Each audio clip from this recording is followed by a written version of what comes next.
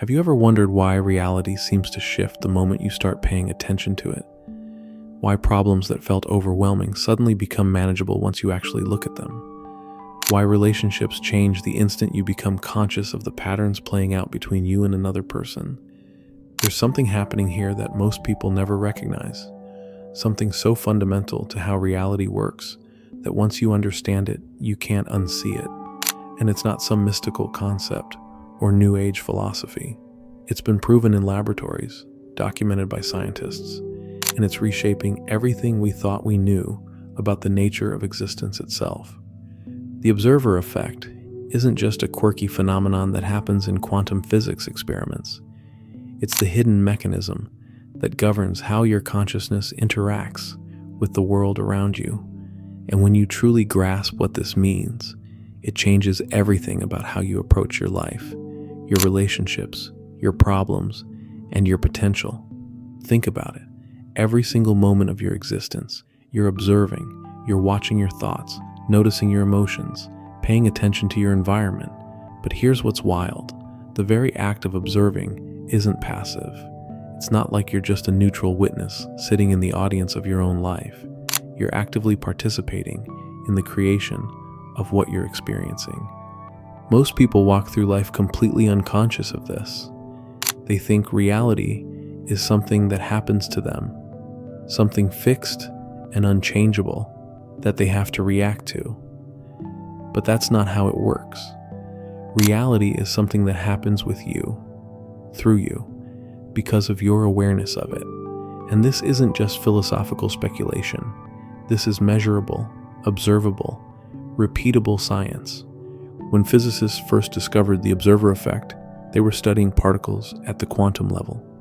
They found something that defied all logic, all common sense, all previous understanding of how the world works. These particles would behave completely differently, depending on whether someone was watching them or not. When observed, they would act like particles. When not observed, they would act like waves. The mere act of observation was changing the fundamental nature of reality itself. But here's where it gets interesting. This phenomenon isn't confined to some microscopic realm that has nothing to do with your daily life. The principles that govern quantum mechanics are the same principles that govern everything else, including you, including your thoughts, including your experiences, including the reality you're living in right now. You've experienced this yourself, even if you've never connected the dots. Think about a time when you were struggling with something, maybe a relationship issue or a personal challenge. You kept thinking about it, worrying about it, but never really looking at it directly. It felt huge, overwhelming, impossible to solve. But then one day, you decided to actually examine what was happening. You sat down and really observed the situation. You looked at the patterns, the dynamics, the underlying issues, and something shifted. The problem didn't necessarily disappear, but it changed. It became clearer, more manageable, more workable. That's the observer effect in action. Your consciousness, your awareness, your act of observing actually altered the nature of what you were experiencing. This happens all the time, but most people dismiss it as coincidence or luck, or just the natural flow of life. They don't realize they're witnessing one of the most profound truths about reality, that consciousness and experience are not separate things. They're interconnected, interdependent, constantly influencing each other in ways that most people never notice. Now, I know what you might be thinking. This sounds too good to be true, too simple, too convenient. If observation really changes reality, then why isn't everyone just observing their way to perfect lives? Why do people still struggle, still suffer, still feel stuck in patterns they can't break? That's exactly what we need to talk about. Because understanding the observer effect isn't just about knowing that it exists. It's about understanding how it works, why it works, and most importantly, how to work with it instead of against it. The first thing you need to understand is that observation isn't just looking. It's not just paying attention. True observation requires a specific quality of awareness. It requires presence, clarity, and a willingness to see things as they actually are, not as you wish they were. or as you fear they might be. Most people think they're observing when they're actually just thinking about things. They're analyzing, judging, comparing, trying to figure out what everything means. But that's not observation. That's mental activity. That's the mind doing what it does best, which is creating stories, explanations, and interpretations. Real observation happens when you step back from all that mental noise and simply witness what's actually happening. When you watch your thoughts without getting caught up in them. When you notice your emotions without being overwhelmed by them. When you see patterns in your behavior without immediately trying to change them. This kind of observation requires a specific state of consciousness. It requires you to be present, to be here, to be aware of what's happening right now, instead of being lost in thoughts about the past or worries about the future. And this is where most people struggle, because presence isn't our natural default mode. We're conditioned to live in our heads, to constantly think about things, to analyze and plan and worry and hope. We're taught that thinking is how we solve problems, how we make decisions, how we navigate life. But thinking, by itself, can't access the observer effect, because thinking is doing and observing is being. When you're truly observing, you're not trying to change anything. You're not trying to fix anything. You're not trying to understand anything. You're simply witnessing what's here, what's happening, what's true in this moment. And that witnessing, that pure awareness, that's what creates the shift. But here's where it gets tricky. The moment you try to use observation as a tool to get something, to change something, to fix something, you're no longer observing. You're manipulating. You're trying to control. And control is the opposite of observation. This is why so many people get frustrated when they first learn about the observer effect. They think it's going to be this magic wand they can wave to instantly transform their lives. They start observing their problems, expecting them to disappear. They start watching their patterns, expecting them to immediately change. But that's not how it works. The observer effect isn't a technique. It's not a strategy. It's not something you do to get results. It's something that happens naturally when you're truly present, truly aware, truly willing to see what's actually here instead of what you think should be here. And when this happens, when you're in that state of pure observation, reality becomes fluid, not in some mystical, magical way, but in a very practical, tangible way. You start seeing options you didn't see before. You start noticing patterns you were blind to. You start understanding dynamics that were previously invisible. Problems that seemed impossible to solve suddenly reveal their solutions. Relationships that felt stuck suddenly show you where the real issues are. Patterns that seemed permanent suddenly become changeable, not because you're trying to change them, but because your awareness of them creates space for them to shift naturally. This is what happens when consciousness meets reality without the interference of mental activity, without the distortion of trying to control outcomes, without the limitation of believing that things have to be the way they've always been. But there's something else happening here that's even more profound. When you're truly observing, you're not just changing your external reality, you're changing your internal reality too. You're changing your relationship with your thoughts, your emotions, your experiences, your sense of who you are. Most people identify completely with their thoughts and emotions. They think they are their thoughts. They believe they are their emotions. But when you're observing, you realize that you're not your thoughts. You're the one aware of your thoughts.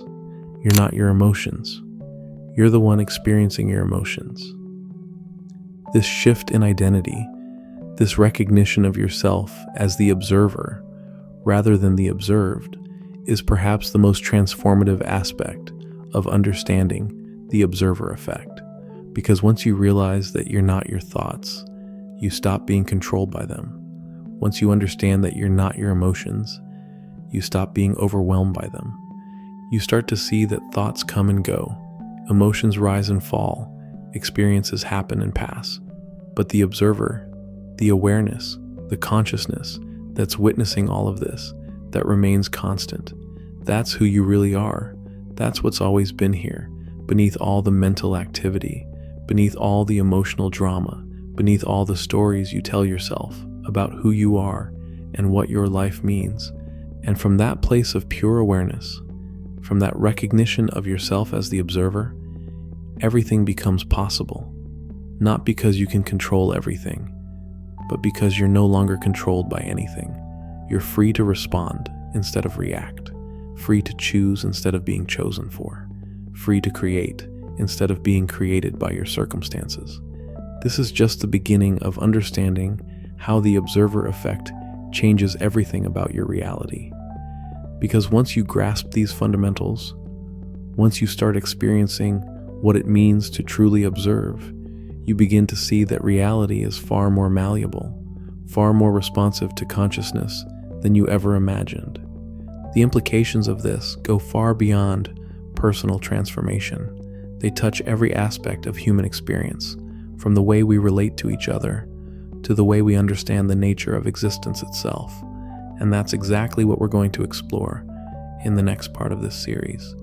The observer effect reveals something that most people spend their entire lives running from.